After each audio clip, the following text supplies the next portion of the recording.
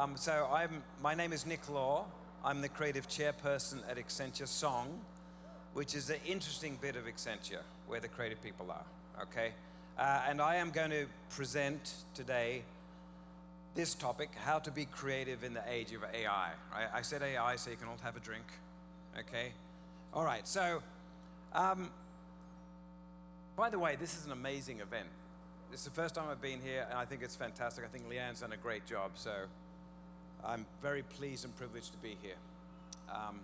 And I'm also, as I said, I'm Australian, so I'm used to the sun, so this is good for me. All right, so this is what I'm going to break down my presentation into 3 acts, okay? And this is what they are. Creativity needs technology and vice versa. And I'm going to talk about the relationship between technology and creativity, okay? I've lived my life in this sort of creative fields. Creators are on a spectrum from inventive to expressive. So this word creative gets thrown around all the time, but depending on which creative tribe you belong to, it can be used as a very exclusive term. And I'm going to argue for creativity as a sort of neurodiversity that needs to be more complete and more connected. And in the last bit here, I'm going to talk about generative AI, which is its own species of creativity, by the way. And so these two creative sensibilities of inventive and expressive, working with generative AI, what does that look like, and what are the things that we need to consider? And so I talk about expedience and experience, which is basically efficiency and humanity, and how those two things need to both be addressed, right? All right, so let me start with the relationship between creativity and technology. So I've worked with creative people my whole life, and the one thing I've found with creative people is that they think that the thing that they learned, the technology they learned, isn't technology.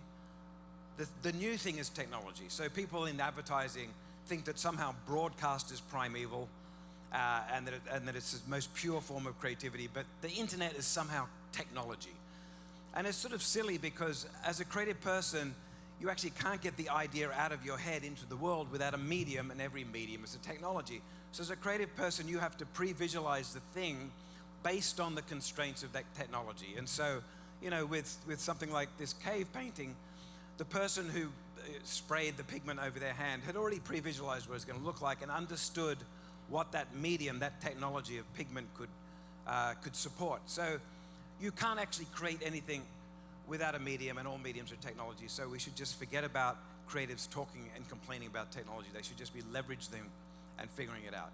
The other thing is, and this is particularly true of the modern world, the first practitioners of a new technology, the first people that express something in a new technology are the technicians, right? It takes a while sometimes for creative people to have access to the tools of a new technology. So the creative act of inventing the technology is different from the creative act of expressing the technology. And so with photography, if you're a photographer at the turn of the century, you had to be a chemist. You weren't thinking about composition, you weren't thinking about lighting, you weren't thinking about framing. You were just thrilled to fix an image onto a glass plate with chemicals, right? And we start to see this with every technology. The first version of it, the first expression of it is technical. It's not creative, right? And it's the other thing is that the first creative expressions of a technology uses a grammar from the past. So when film came along, it was a fixed camera. There was no movement. There was no editing. They hadn't created a grammar, right? It was like you were just looking at theater. Now, in the case of this film here by the Lumiere brothers, the parlor trick of the new technology was the most interesting thing. It wasn't creative. It was famously, people ran to the back of the room when this train came towards them because they were so thrilled at this technology. And you're probably starting to see this a little bit with a lot of generative AI stuff. Like if we didn't know it was generative AI, we wouldn't be as impressed, but somehow the technical achievement supersedes the creative expression. Okay, so that's the first thing. Get that out of the way. It's sort of a basic relationship between technology and creativity. The second thing, which is creatives on a spectrum from inventive to expressive. So this is my neurodiversity play, right? Which is that I've worked with creative people that claim that the only version of creativity is their version of creativity. Everything else is somehow. And if I look at the spectrum of creative thinking and creative capability, I would say that it's from inventive to expressive. So it bookends technology. creating the technology is expressive, and then using that technology to express something is also creative, right? And so what is interesting about this relationship between these two creative tribes and the spectrum in between is that in modern times they've been moving further apart, and I think that's a problem, right? C.P. Snow is an academic who gave this speech at Cambridge in 1959, which is in this book, right, which is Two Cultures and the Scientific Revolution. What he was saying is basically he was bemoaning the fact that the science and humanities was moving further apart. And this was on the back of the space race and all sorts of really amazing things in science, and humanity somehow was separating itself from this. Now, and this trend has been going further and further forward, and I think it's a problem, right? Now, there has been some exceptions, right? But what his complaint was, right, was this polarization is a loss to us all. It is a practical, intellectual, and creative loss. So he identified that both of these ways of thinking can be creative in science, you can be creative in humanities, and very few people have been able to bridge that. Now, Apple famously did that. In fact, Steve Jobs was very pointed about the fact that he was bringing science and humanities together. And so that's, it's very hard to do. If it wasn't so hard, then Apple wouldn't be one of the few companies that have been able to integrate hardware and software. How that's expressed itself, the science and humanities, is in the world's most, profitable and successful. There they go. That's how interesting it was. I'm getting out of here. So the iPhone is a manifestation of those two things coming together. Like the human interface team, the industrial design team, and the software engineering team, and materials design, they all come together to create this sort of thing. All these different ways of thinking creatively brought together to create an amazing experience, right? I came across this other book recently, which I found very interesting, called The Pattern Seekers. The premise of the book is that that there's a lot of amazing sort of inventive thinking in a more autistic mind. So when you get to that spectrum, right, more towards systematizing, then it's actually a creative mind. But in this book, it also points out that there's this other end of the spectrum, which I'm talking about, right? So you go from systematizing as a creative act to empathizing as a creative act, right? And so there are different ways of looking at the world, and they just happen to be this superhuman cognitive development. 70,000 years ago, this is what separated Homo sapiens from everyone else, right? With the systematizing mechanism enabling complex tool-making and empathy circuit, enabling complex social interactions, led Homo sapiens to become unrivaled. So this is what makes us special, these two creative abilities. One is systematizing, and the other one is empathizing. And so if I look at these creative sensibilities across this spectrum, it's sort of like a bell curve, right? Most of us have a little bit of both, or we lean towards one, we lean towards the other. There's a lot of engineers at this conference would be more systematizing. And what's interesting about this bell curve is that once you get to the edge of this bell curve and you get to super systematizers and super empathizers, you get amazing brilliance, but brilliance that needs to be balanced, right? If I'm a systematizer, what I'm good at is I ask the question, how do I make things work, right? It's an engineering mind, it's a if this, then that, the causality of things. If I'm an empathizer, I ask, how do I make people feel?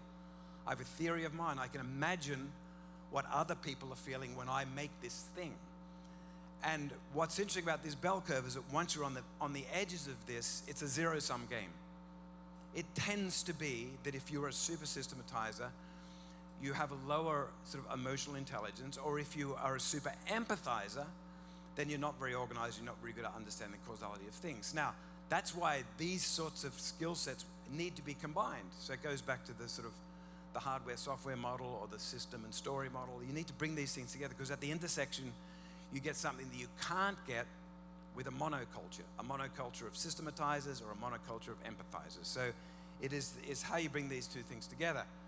And so that's going back to the theme of this section, which is that there are just two discrete ways of being creative. They're both creative, but they're very different, and they need to be brought together, right? Which is inventive and expressive. Okay, now if I map that against roles in creative companies or technology companies, I was at Apple, I'm now at Accenture, I've been in worlds which lean one way or the other, and I've always found that if you map these cognitive sensibilities, this is where they fall, right? So engineers are obviously deep systematizers. Storytellers are obviously empathizers. They're trying to manipulate your emotion right now.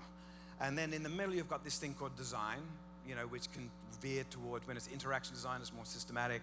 When it's UI and visual design, it's more empathetic, but it sort of bridges these two worlds. So to me, this is the atomic team to be creative with technology.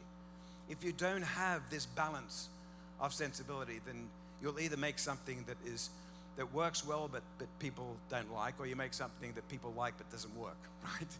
So this is why building a team, reverse engineering what you want to make into the right sort of neurodiverse team is so important, right?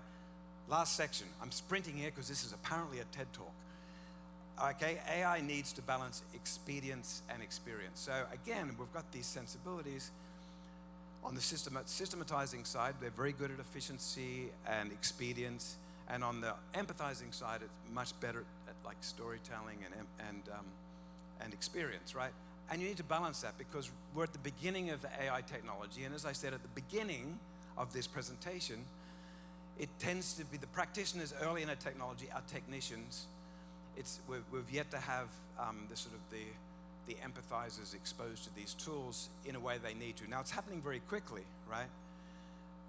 I did a job with a team of mine at Accenture recently, and it was an e-commerce site for a beauty company where you did a skin diagnostic, and then it recommended products based on that diagnostic. And what I found was because the team was too weighted towards being systematizers as opposed to empathizers, they got to the answer too quick. They didn't give any feedback once you had filled out the information for the diagnostic. So it'd be like going to a doctor and you telling the doctor all the things you had, all your symptoms, and the doctor just stared at you with those dark shark eyes, right? And didn't say anything, right? That wouldn't be acceptable. And then we were delivering too few products because, sometimes the answer is the process, and we all like shopping, and shopping is not getting one product. So we had to introduce the texture to that. So one way I think about this is that you take friction away from the mundane, and you add texture to the humane. So these are decisions you need to make in any experience that you design: when to take away friction, when to add texture. All right, so we've got these different skill sets. There are times when in generative AI, you're trying to make utility better, and there are other times when you're trying to make a story better, right? And so, from a utility point of view, and this is like going back to that photo of the chemist box for the photographer. I don't know how many of you use this diffusion model here, right? Midjourney, and somehow it's sort of abstracted into Discord. This is to me like the equivalent of DOS compared to Windows. This is the first generation of an interface designed by engineers, where engineers are really good at taking abstracted interfaces and figuring out what to do with them. If I put that in front of anyone that wasn't an engineer, it's like, where do I start? Why is this in called Discord? Why is it on, it's very confusing. Now, we're starting to see interfaces being developed for generative AI. Apple Intelligence has started to do that, and it's more of a sort of WYSIWYG and less abstracted interface.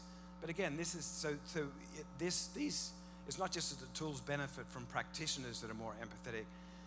The interfaces and the affordance of these tools benefit from that too. So again, we want both of these things. On the other end of the spectrum, with storytelling, in the early days of the diffusion models, it was really clear who was using them, right? If you put a heat map over the users of Midjourney, then it would be very hot around the South Bay, very hot, right? And it looked like it too, right? The work, is borrowing from a grammar that is very familiar with 11-year-old boys in their bedroom gaming, right? There's this sort of sci-fi shininess to it. So it's sort of brilliant and interesting that a prompt can lead to this, but as a sort of creative grammar, it's been boxed into a very technical user base. The first time I saw something, I thought, oh, this is interesting. There's a grammar developing here, or at least there's a sensibility, was this Sora video. I don't know how many of you saw this Sora video. And why I love this is because it's sort of great even when you don't know that it's made from a diffusion model. Now you figure it out pretty quickly, right? So you do enjoy the fact that it's a diffusion model. But even that it starts with a bear riding a bike, which actually, you've seen that in the circus. So it's sort of believable, but then it just keeps ramping up. And it goes from that to a gorilla riding a skateboard. And so you're sort of enjoying this sort of empathetic mind playing with you, right? So it went from being a technical feat to an artistic feat, right? And so that's my TED Talk, my lesbian TED Talk. And thank you so much. It's been a pleasure. And now I'm gonna take my shirt off and lie out and enjoy the sun. Thank you. Bye.